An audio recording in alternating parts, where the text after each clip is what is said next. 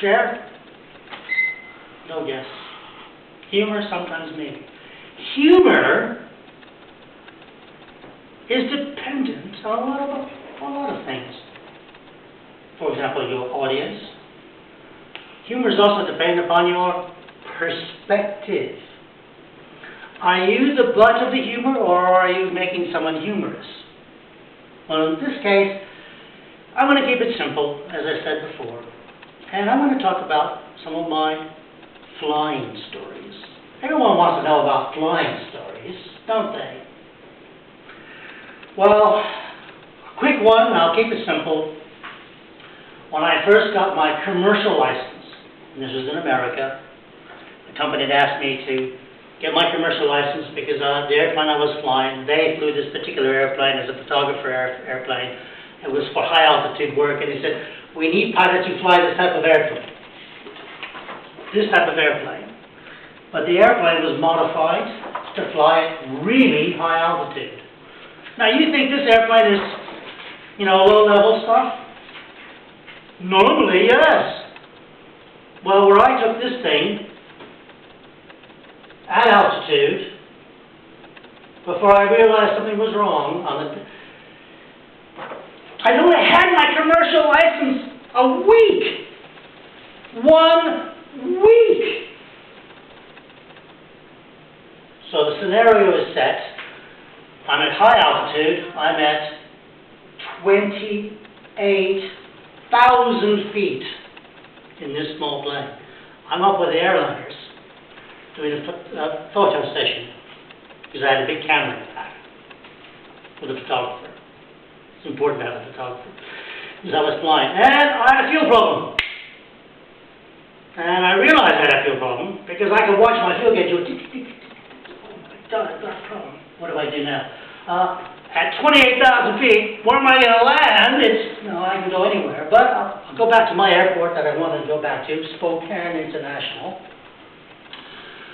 And I told my photographer, I can't remember his name, it's irrelevant.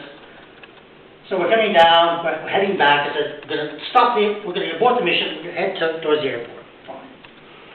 So, we're getting closer to the airport. I can see the airport way over there. So I called the tower. I said, Tower, this is Cessna 91 Alpha. I remember the serial number and the bloody airplane. Obviously, it was a significant event. So 12 miles out.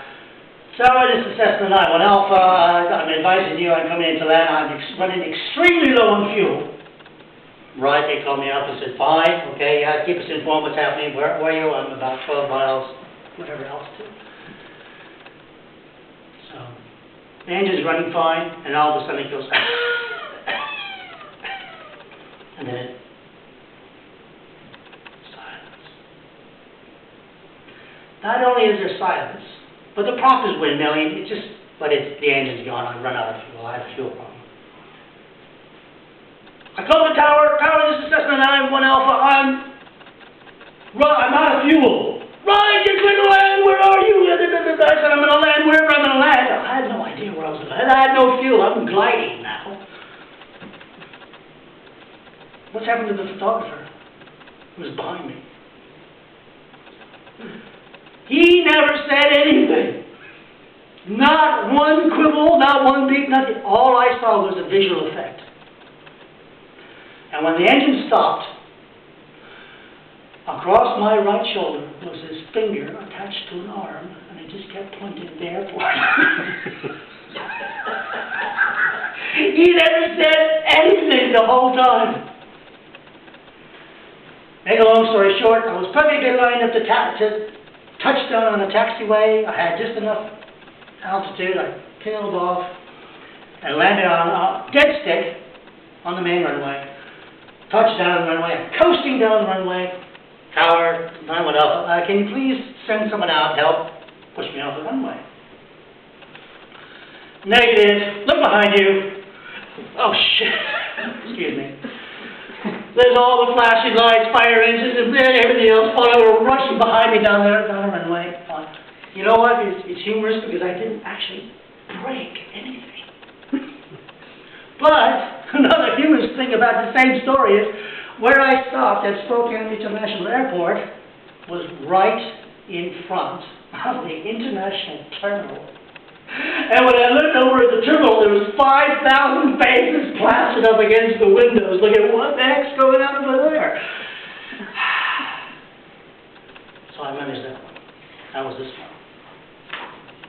Now, most people in lives, I'm sure every one of you have flown in an airplane. Yes? Everyone's flown, I'm sure. Has anyone had any ever major problems? Okay, well, I'll tell you about my first major engine failure. The Boeing 707. This is what I was flying. I was first officer, I was 23. We'd come up from Africa, and we had landed in Milan. We were going to take a charter flight from Milan. So I had a Kenyan captain and me and the flight engineer. It was a training flight, actually. It was a training flight.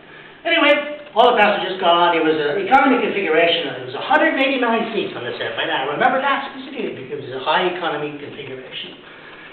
So we get in the airplane and we do all our checks and so forth, and we're taxiing out to the runway and all our checks, and the tower says, right, you're cleared to go onto the runway, so we get on the runway.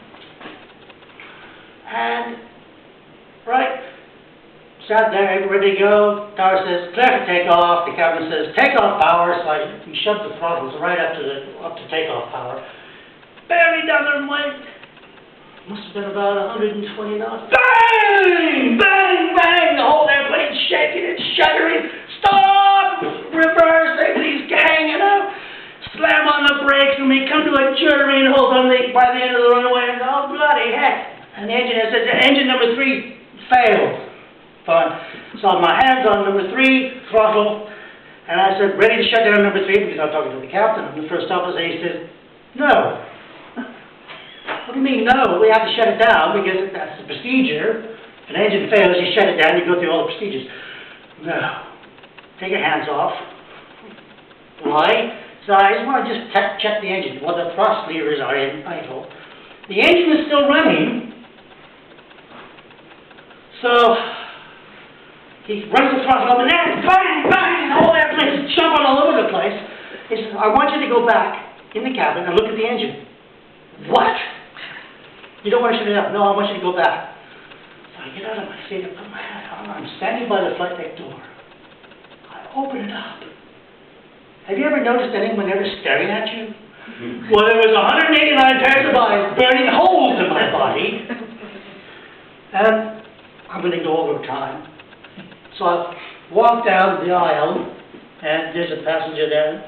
Excuse me, as I'm looking out at the front of the engine. I didn't say anything. Walking down the aisle, and the whole airplane is staring at me. And as I'm walking past, their eyes are about this big around. I go down to the last passenger. Excuse me, and kind of, I'm looking through the window, the back of the engine. And as I'm looking at it, the passenger said, I saw flames. Yeah? How big? No, that they went way past me. And he was at the back of the airplane. So, and anyway, I said, fine, so I'm going back up to the flight deck. Now because it was a charter flight, the 2 tourist guides who were in charge of this tour operation, they stood up and stopped. They blocked me in the aisle. They came up to me and they said, we don't want to fly on this airplane. I said, good, because neither do I. And believe it or not, that's pretty much the way the rest of my career went. So it's humor sometimes, maybe.